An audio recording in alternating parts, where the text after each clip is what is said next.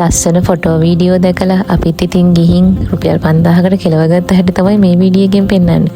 ඉතින් ඔයාලගේ සල්ලි ඔයාලා ඉතුරු කරගෙන වෙන හොඳ තැනකට යන්න. මේ වගේ ඩේ අවුට් වලට නම් ආයෙ යන්න එපා. ඉතින් මම රෙකමන්ඩ් කරන්නේ මෙතන කාටවත්. එහෙනම් ෆුල් වීඩියෝ එකම බලමු.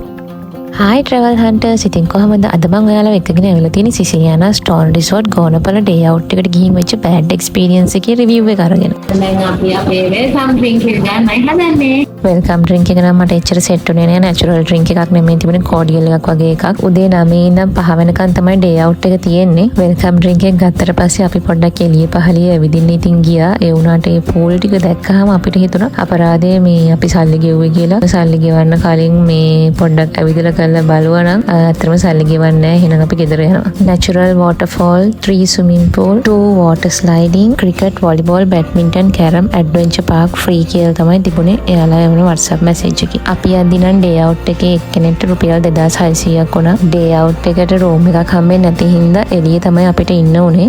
මෙන්න මේ pool area එක තමයි ගොඩක්ම සවුත් විදියට තිබුණේ. ඒකේ වතුරත් පොඩ්ඩක් හරි නැති පාටට තිබුණා. ඒගොල්ලෝ නම් ඒකට කිව්වේ මොකද්ද ලිඳකින් තමයි ඒකට වතුර පිරෙන්නේ කියලා. නිකන් 아무තු දුඹුරු පාටකට තමයි ඒ වතුර එක තිබුණේ. ගස්වල කොළ වැටිලා ඒගොල්ලෝ ඒක සුද්ධ කරලත් නැහැ. කිසිම පිරිසිදු කමක් නම් ඒ pool එකේ නම් තිබුණේ නැහැ ඇත්තටම. මෙයාලගේ උඩහම තිබිච්ච pool area එක තමයි ටිකක් විතර හොඳ විදියට තිබුණේ.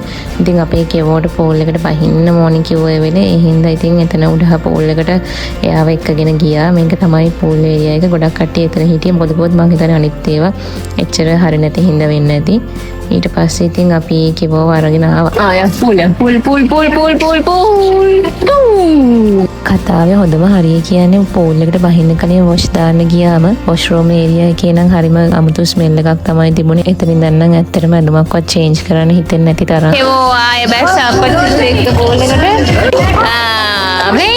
අම්මෝ වතුර දැක්කහම ඉතින් අපේ කෙවෝට ඉන්න බෑ. ඒ හින්දා තමයි ඉතින් එයාව pool එකට දැම්මේ. එතන උඩහ pool එක ටිකක් විතර හොඳ හින්දා මේ sliding එක තමයි අපි try කරලා බැලුවේ. ඒත් ඉතින් එතන swimming pool එක හරි නැති හින්දා එතනින් බැස්සේ නැහැ. නැගිටලා ආවා. මේ pool area එක තමයි ගොඩක්ම සවුත් වල තිබුණේ. ගස්වල කොළ වැටිලා අර අමුතු පාටට වතුර තියෙනවා කියලා කිව්වේ මම මෙන්න මේ pool area එකේ. අතර මේ pool එකට නම් මේගොල්ලෝ දාන්නත් බෑ.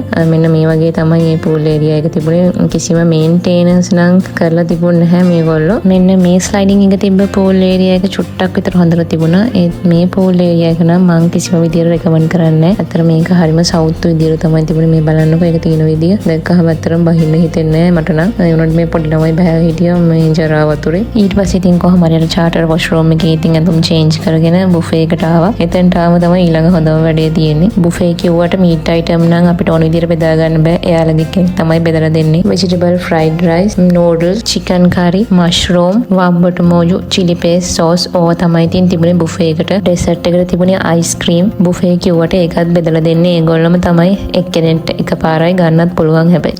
chopstick තිබුණා. ඉතින් මට කියන්න අමතකුණා ඒක. කෑමවල රස ගැන කතා කරොත් නම් ඒකේ එහෙම ලොකු වරදක් කියන්න තිබුණේ නැහැ. කන්න පුළුවන් විදිහට තිබුණා. ගෙවපු සල්ලි වලට ඉතින් සාධාරණයක් කරන්නත් එපා. ඒ හින්දා හොඳට ඔක්කොම ටික කෑවා. පේනවනේ දැන් මේ කාලා දොයියගෙන ඉන්න විදිය අපච්චි පුතයි. ඒ දෙන්නම දොයි හින්දා මම මේ පොඩ ටික මේ pool area එකේ ගන්න ආතල් එක දිහා බල හිනා වෙවි හිටියා. ගොඩාක් අවුව හින්දා මම මේ කල්පනා කරා මේ ළමයි කොහොම ඉන්නවද කියලා. ඒ දෙන්න නම් හොඳ නිින්දක් දාලා ඔන්න නැගිට්ටා. ඊට පස්සේ අපි කෙවෝ kids play area එකට එක්කන් ගියා. ඇත්තටම ඒ kids play area එක නම් මම recommend කරන්නේ නැහැ. මොකද කිව්වොත් හොඳට මලකඩ කාලයක් තිබුණා. සමහරක් ඒවා කැඩිලා. ඊටත් වැඩි එතන තිබුණ පොල් ගස් වල පොල් ගෙඩි තිබුණා. වේලි චතු තිබුණා. kids play area එකක ඒ වගේ දේවල් තියෙනකොට පොඩ්ඩක් ඒවා හරියට maintain කරන්න ඕනේ. ඉතින් ඒ හදිසියවත් ඔය පොල්ලත්තක්වත් වඩවන්නොත් කියලා කෙවෝ අරගෙන ආවා එතනින්. අවුවත් වැඩි හින්දා ෆොටෝ වල ලස්සනට තියෙනවා දැකලා තමයි ඉතින් අපිත් ආවේ. ඒත් ඉතින් අපි රැවටුණා. ඊට පස්සේ ඉතින් කොහොම හරි දන්නේම නැතුව ඊවිනිං ස්නැක් ටයිම් එකත් ඇවිල්ලා තිබුණා. ටී කේක් තමයි තිබුණේ. මං ඉතින් ටී බොන්න නැති හින්දා කොෆි එකක් ඉල්ලුවා ගන්න පුළුවන්ද කියලා. එහෙම දෙන්නේ නැහැ කිව්වා. ඊට පස්සේ ඉතින් මොනා කරන්නද? ටී එක